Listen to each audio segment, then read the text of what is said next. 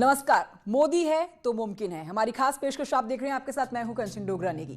देखिए, कोरोना काल में जहां एक तरफ अमेरिका, ब्रिटेन जैसे देश लाचार नजर आए, तो भारत जैसी बड़ी आबादी वाले देश में प्रधानमंत्री नरेंद्र मोदी के निर्णायक फैसलों ने कोरोना का संक्रमण जरूर कम किया, जिसको लेकर वरिष्ठ अर्थशास्त्री स्वामीनाथ गुरुमूर्ति ने पीएम मोदी के सही वक्त पर कठोर फैसलों को बिल्कुल सही ठहराया और सराहा। स्वामीनाथ गुरुमूर्ति ने जॉन हॉपकिंस यूनिवर्सिटी के एक डेटा पर सवाल उठाया है। इस डेटा को उन्होंने अपने ट्विटर हैंडल पर पोस्ट करते हुए यूनिवर्सिटी को जवाब भी दिया। उन्होंने लिखा, अद्भुत डेटा, कैसे कोविड-19 ने दुनिया को तबाह कर दिया और भारत कैसे बचा रहा। भारत ये उल्लेखनीय परिणाम कैसे प्राप्त करता है? पीएम द्वारा लिए गए कठोर फैसले में यह संभव हो पाया है।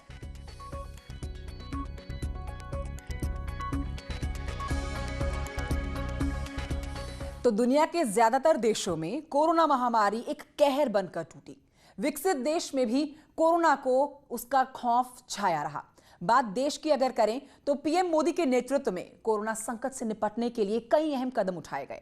दुनिया में भारत एक कोरोना योद्धा बनकर उभरा, जिसने बड़े और कड़े नियमों के साथ देश में कोरोना महामारी पर काबू पाने की कोशिशें तो की ही, साथ ही दुनिया की भी मदद करने में पीछे नहीं रहा।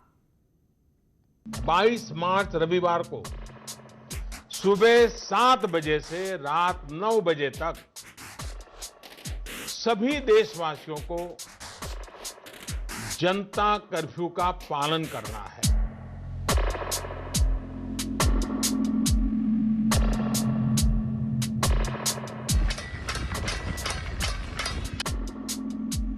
सर्वे भवन्तु सुखिनः, सर्वे सन्तु निरामयाः। कोरोना महामारी के दौरान भारत विश्व में एक योद्धा की तरह उभरा। पीएम मोदी के नेतृत्व में कोरोना के खिलाफ भारत की जंग का पूरी दुनिया ने लोहा माना।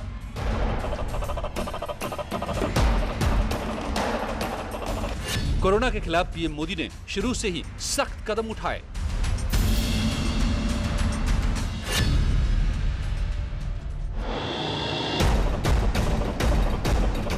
जनवरी 2020 में जब दुनिया में कोरोना वायरस को लेकर उतनी चौकसी नहीं पैदा हुई थी, तभी भारत ने एयरपोर्ट्स पर स्क्रीनिंग का काम शुरू कर दिया था। पीएम मोदी ने देश को कोरोना के खिलाफ खतरे से आगाह करने के लिए खुद पहल की और 22 मार्च 2020 को रविवार के दिन जनता कर्फ्यू का ऐलान किया।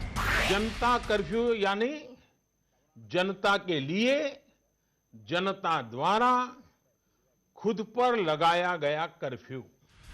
उसी दिन शाम को थाली बजाने और दीपक जलाने की भी अपील की। पीएम मोदी की अपील पर थाली और घंटी बजाकर लोगों ने मेडिकल कर्मचारियों और कोरोना वॉरियर्स का धन्यवाद किया।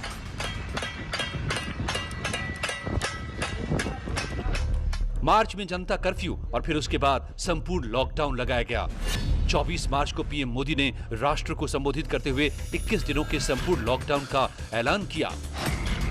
उस वक्त लॉकडाउन का विरोध भी हुआ। राहुल गांधी ने सरकार से सवाल पूछा कि बगैर किसी नोटिस के लॉकडाउन क्यों लगाया गया।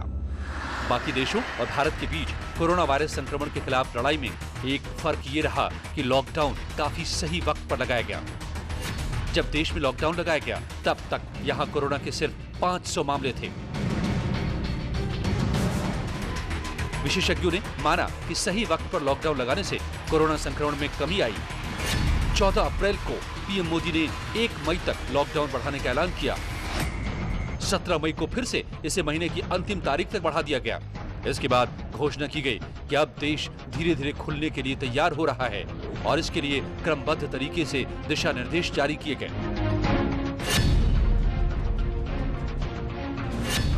विश्व स्वास्थ्य संगठन यानी WHO ने भी भारत के लॉकडाउन को कड़ा और सामयिक बताया।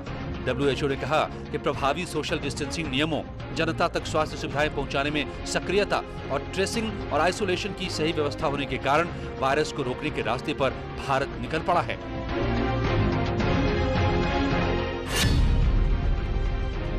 अर्थव्यवस्था को बचाने के लिए आत्मनिर्भर भारत पैकेज का ऐलान किया गया। आत्मनिर्भर भारत पैकेज के तहत नाबार्ड के माध्यम से किसानों के लिए अतिरिक्त इमरजेंसी वर्किंग कैपिटल फंडिंग के लिए 30,000 करोड़ रुपए आवंटित किए गए। भारत सरकार ने कुल 20 लाख करोड़ यानी भारत की जीडीपी का 10% इकोनॉमिक पैकेज का ऐलान किया। पहली तिमाही में भारत की गिरावट 29.3% थी। ये आंकड़ा दक्षिण अफ्रीका के लिए 51%, अमेरिका के लिए 31.7% और जापान के लिए 27.8% थी। इस तरह से भारत ने अर्थव्यवस्था के मोर्चे पर भी तुलनात्मक रूप से बहुत बुरा प्रदर्शन नहीं किया। पूरे देश में केंद्र सरकार के प्रयासों का नतीजा ये हुआ कि जहां दुनिया भर में कोरोना की मृत्यु दर प्रति 10 लाख जनसंख्या पर 63.2 थी, वहीं भारत में प्रति 10 लाख में सिर्फ 11 लोगों की मौत हुई। कोरोना से इस जंग के बीच 100 करोड़ रुपए की राशि वैक्सीन के विकास में भी लगाई गई। प्रधानमंत्री नरेंद्र मोदी ने हैदराबाद, पुणे और अहमदाबाद जाकर तीनों जगह लैब्स में बन रही कोरोना वैक्सीन के बारे में जाना और स्थिति की समीक्षा की। दुनिया में कोरोना से संक्रमित लोगों की कुल संख्या 9 करोड़ के पार है। इस वायरस से अब तक दुनिया में 20 लाख से ज्यादा लोग जान गंवा चुके हैं। अमेरिका, भारत और ब्राजील में कोरोना वायरस के संक्रमण के सबसे ज्यादा मामले हैं। अमेरिका के निवर्तमान राष्ट्रपति डोनाल्ड ट्रंप ने शुरुआत से ही कोरोना महामारी को लेकर ढिलाई बरती। कोरोना को लेकर उनकी नीतियों के चलते न सिर्फ उन्हें सत्ता गंवानी पड़ी, बल्कि लोगों की जान पर भी बनाई। अमेरिका में अब तक कोरोना से 3,97,000 से ज्यादा लोगों की मौत हो चुकी है। ब्राजील में 83 लाख से ज्यादा लोग पॉजिटिव हुए और 2 लाख से ज्यादा लोगों ने जान गंवा दी। मैक्सिको में 1 लाख से ज्यादा लोगों की जान गई। ऐसे में अगर जनसंख्या के अनुपात में बात करें तो भारत में अब तक 1.5 लाख लोग कोरोना महामारी के चलते इस दुनिया में नहीं रहे, लेकिन आबादी के लिहाज से ये आंकड़ा बिल्कुल कम है। इन सब के दौरान भारत ने अंतर्राष्ट्रीय समुदाय की मदद में भी हाथ पीछे नहीं खींचे। चीन को भी 15 टन मास्क और ग्लव्स समेत दूसरे मेडिकल उपकरणों की मदद की गई। सार्क देशों की मदद के लिए भारत ने 74 करोड़ रुपए दिए और कोरोना के खिलाफ लड़ाई में उनके साथ चर्चा की। कुवैत में 15 डॉक्टरों की टीम भेजी गई। इसके बाद भारत ने 108 देशों में 8.5 करोड़ हाइड्रोक्सीक्लोरोक्वीन टैबलेट्स और 50 करोड़ पैरासिटामोल टैबलेट की खेप भेजी। मालदीव्स, मॉरिशस, मडागास्कर और कैमरून जैसे देशों में INS केसरी के जरिए मदद की खेप पहुंचाई गई। गल्फ देशों की भी मदद की गई। भारत ने हर देश के साथ समन्वय बनाकर जाना कि वो कोरोना से कैसे लड़ रहे हैं और कौन सी तकनीक अपना रहे हैं।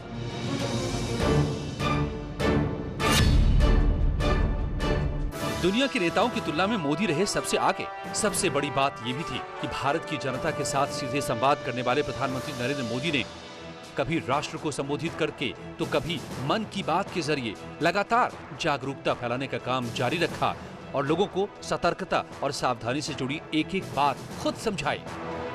उन्होंने सरकारी योजनाओं के बारे में जानकारी देने के लिए राष्ट्र को संबोधित किया। किसी भी राष्ट्र अध्यक्ष ने इतनी सक्रियता नहीं दिखाई। इस दौरान सरकार ने विकास कार्यों को ठप नहीं होने दिया। वाराणसी से लेकर गुजरात तक और मध्य प्रदेश से लेकर पूर्वोत्तर तक लगातार इंफ्रास्ट्रक्चर विकास के काम चलते रहे और पीएम मोदी इन परियोजनाओं के उद्घाटन और शिलान्यास में जुटे रहे। अपने हर भाषण में उन्होंने जनता को कोरोना को लेकर जागरूक किया। इसी दौरान सादगी के साथ राम मंदिर का भूमि पूजन भी हुआ, जिसमें पीएम मोदी शरीक हुए और देश की जनता ने टीवी पर इस ऐतिहासिक कार्यक्रम को देखा। न्यूज़ 18 के लिए ब्यूरो रिपोर्ट। देश के बाकी प्रदेश जब कोरोना महामारी से जूझ रहे थे, ऐसे में 24 करोड़ की जनसंख्या वाला यूपी देश के लिए नजीर बन गया। WHO ने जहां यूपी सरकार के कामों की तारीफ की, तो वहीं योगी सरकार ने भी एक के बाद एक बड़े फैसले लिए। पीएम मोदी ने भी कोरोना काल में यूपी सरकार के कामों की तारीफ की।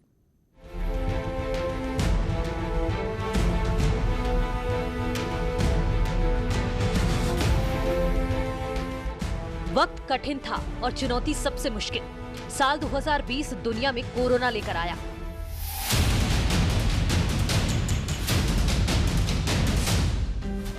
योगी सरकार की तैयारी हर मुश्किल पर भारी पड़ी। इस दौरान बिना थके लगातार उन्होंने विकास, तरक्की, रोजगार, शिक्षा, कृषि और स्वास्थ्य के क्षेत्र में काम किया। सीएम योगी के फैसलों ने एक तरफ कोरोना को मात दी तो दूसरी तरफ विकास के पहिए को भी गति दी। उनकी अगुवाई में रोजगार, व्यापार, शिक्षा, सुरक्षा, निवेश, उद्योग, महिला, युवा, गरीब, किसान और मजदूरों के लिए सबसे ज्यादा काम किया।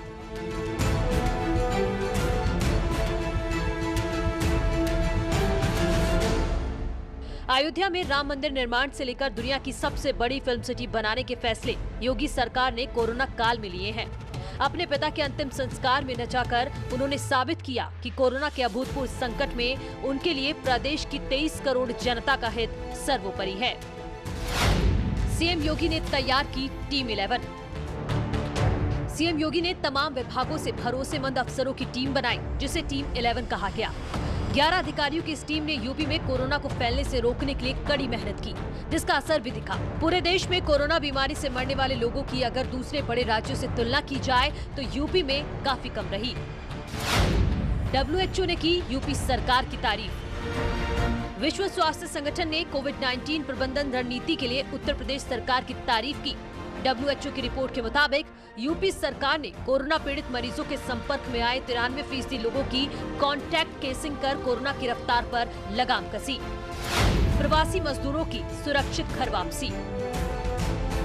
कोविड के दौरान प्रवासी मजदूरों को उनके घरों तक पहुंचाने का साहसिक फैसला योगी सरकार ने लिया। बसों और ट्रेनों के जरिए दूसरे प्रदेशों से अपने प्रदेश के लोगों को वापस लाने के साथ ही योगी सरकार ने दूसरे प्रदेशों के मजदूरों को भी उनके घरों तक पहुंचाया। कोरोना काल में जरूरतमंदों का ख्याल। लॉकडाउन के दौरान भोजन और दवा के साथ 40 लाख से ज्यादा मजदूरों को 1000 रुपए का भत्ता योगी सरकार ने दिया। सबके लिए सस्ता और बेहतर स्वास्थ्य। बेहतर स्वास्थ्य सेवा देने के लिए योगी सरकार ने डॉक्टर्स के लिए 10 साल तक सरकारी नौकरी अनिवार्य करने का कानून पास किया। लोगों को पास में ही इलाज की सुविधा मिले, इसके लिए मुख्यमंत्री आरोग्य मेले की भी शुरुआत करवाई। मंडल स्तर पर मेडिकल कॉलेजों के साथ अब हर जिले में मेडिकल कॉलेज और प्रमुख महानगरों में सुपर स्पेशलिटी हॉस्पिटल बनाने की भी पहल हो चुकी है। 4 साल और 4 लाख रोजगार। कोरोना काल के दौरान भी योगी सरकार ने युवाओं को रोजगार से जोड़ा। योगी सरकार का दावा है कि उसने 4 लाख से ज्यादा नौकरियां दी। सरकार का कहना है कि मिशन रोजगार के तहत अब तक 20 लाख से ज्यादा लोगों को स्वरोजगार मिल चुका है। योगी सरकार ने कोरोना काल में कोविड-19 जैसी महामारी से जूझते हुए प्रदेश में विकास की गति को बनाए रखा। इस दौरान सरकार ने माफियाओं के खिलाफ भी सख्त कार्रवाई की। बदमाशों, माफियाओं की संपत्ति सीज करने के साथ ही उनकी अवैध इमारतों पर बुलडोजर भी चलवाया। इतना ही नहीं, उपद्रवियों, दंगाइयों के जरिए क्षतिग्रस्त की गई सरकारी संपत्तियों के नुकसान की वसूली के लिए योगी सरकार ने रिकवरी अध्यादेश भी जारी किया।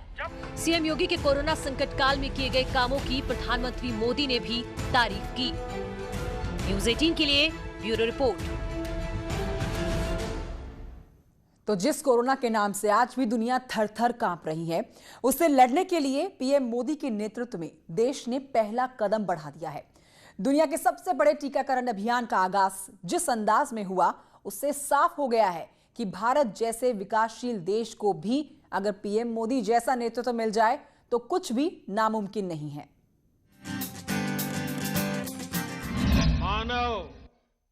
मानव जब जोर लगाता है, पत्थर पानी बन जाता है। सर्वे भवन्तु सुखिनः, सर्वे सन्तु निरामयाः। गौर से देखो दुनिया वालों, सबसे आगे हिंदुस्तानी।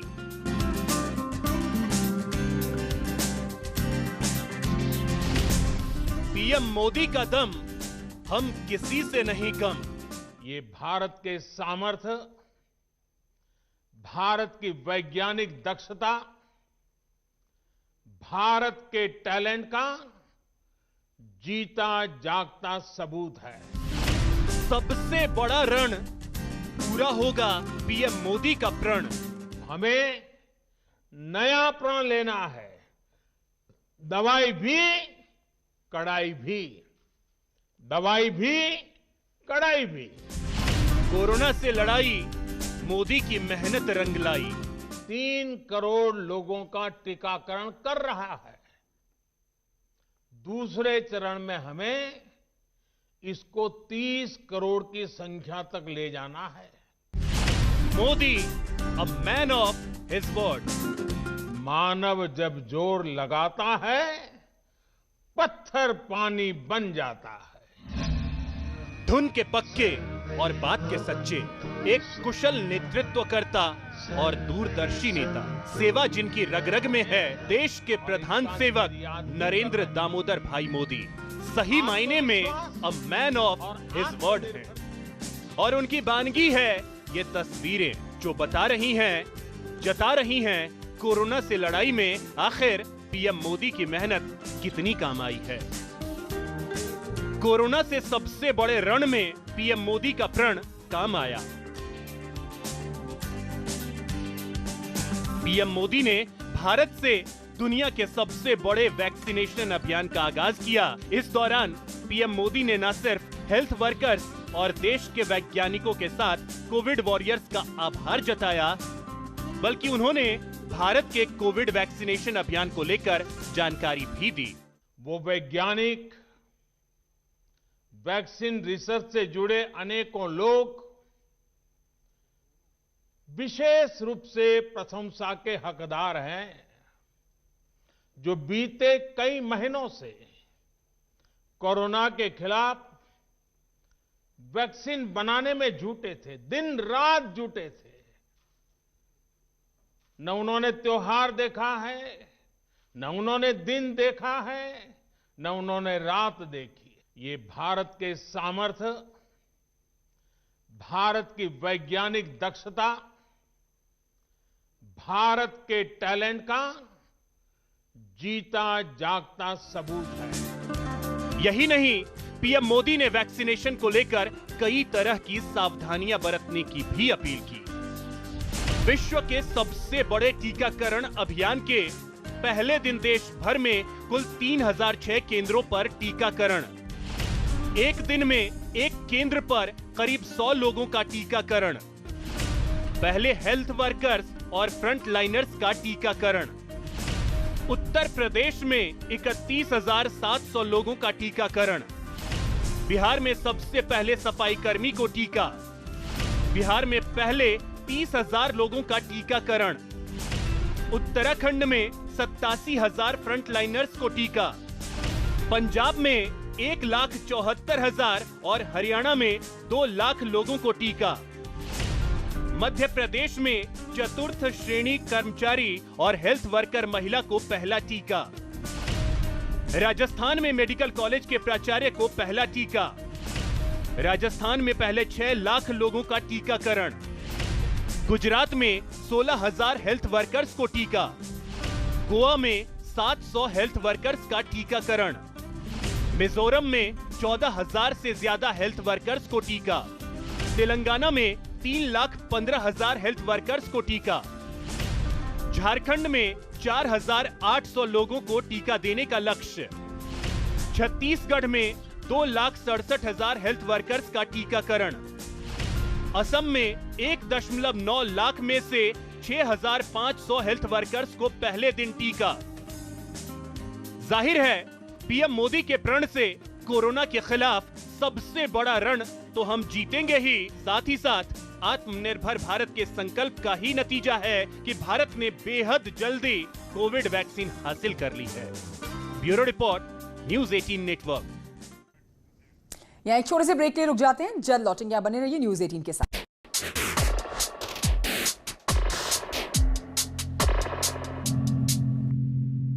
और एक बार फिर से हमारी खास पेशकश में आगे बढ़ते हैं। मोदी है तो मुमकिन है। जी हां, प्रधानमंत्री नरेंद्र मोदी के नेतृत्व में जहां हिंदुस्तान कोरोना के खिलाफ निर्णायक दौर में पहुंच गया है, तो वहीं कोरोना की विदाई का काउंटडाउन भी शुभ मुहूर्त में शुरू हो गया है।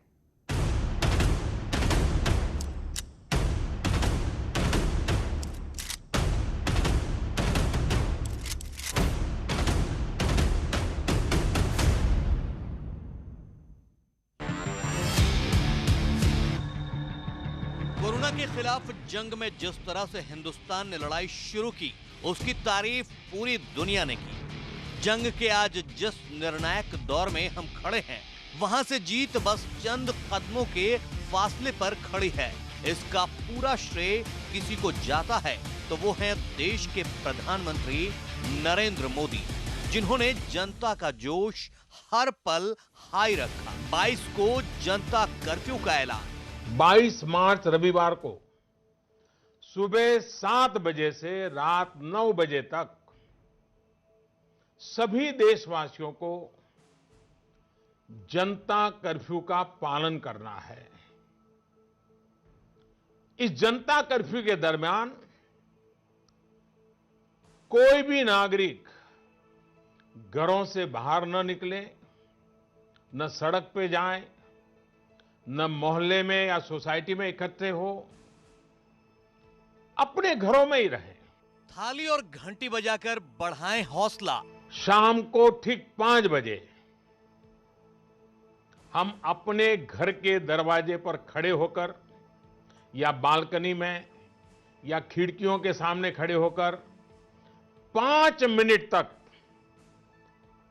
रविवार को शाम को 5 बजे 5 मिनट तक ऐसे लोगों का आभार व्यक्त करें। और आभार कैसे व्यक्त करेंगे? ताली बजा करके, थाली बजा करके, घंटी बजा करके। हौसलों से जीतेगा हिंदुस्तान। सरकार के, स्थानीय प्रशासन के निर्देशों का पालन करेगा। 21 दिन का लॉकडाउन लंबा समय है। किसानों ने किया मिट्टी से कमाल। 80 करोड़ लोगों को 8 महीने तक मुफ्त में खाना मिले, कोई गरीब रात को भूखा न सो जाए। अगर हमारे किसानों ने ये तपस्या न की होती, इतना बड़ा काम न किया होता, तो शायद ये हम भी चाहते हुए भी शायद न कर पाते। जब मोदी ने जोड़े हाथ, जहां सर्दी, जुकाम, खांसी, बुखार, ये सारे न जाने क्या क्या होता है, ये मामले बढ़ जाते हैं। ऐसे में मेरी आप सभी देशवासियों से प्रार्थना है कि ऐसे समय अपना ध्यान रखिए। अन्नदाता का अभिनंदन। आज गरीब को, जरूरतमंद को सरकार अगर मुफ्त अनाज दे पा रही है, तो इसका श्रेय प्रमुख रूप से 2 वर्गों को जाता है। पहला, हमारे देश के मेहनती किसान, हमारे अन्नदाता, और दूसरा हमारे देश के ईमानदार टैक्स पेयर। हर तो कोरोना काल में जहां एक तरफ अमेरिका, ब्रिटेन जैसे देश लाचार नजर आए, तो वहीं भारत जैसी बड़ी आबादी वाले देश में पीएम मोदी के निर्णायक फैसलों की वजह से कोरोना का संक्रमण जरूर कम देखा गया, जिसको लेकर वरिष्ठ अर्थशास्त्री स्वामीनाथ गुरुमूर्ति का ट्वीट हम आपको दिखा रहे हैं, जो उन्होंने पीएम मोदी के सही वक्त पर लिए गए कठोर फैसलों को लेकर किया है और पीएम मोदी के कठोर फैसलों को सराहा है। स्वामीनाथ गुरुमूर्ति ने जॉन हॉपकिंस यूनिवर्सिटी के एक डेटा पर सवाल उठाया और उसी पर उन्होंने ये ट्वीट करके प्रधानमंत्री नरेंद्र मोदी के कठोर कदमों को सराहा है। और इसी के साथ हमारी खास पेशकश में इतना ही। एक छोटे से ब्रेक ले यहाँ पर रुक जाते हैं, जल्द लौट रहे हैं।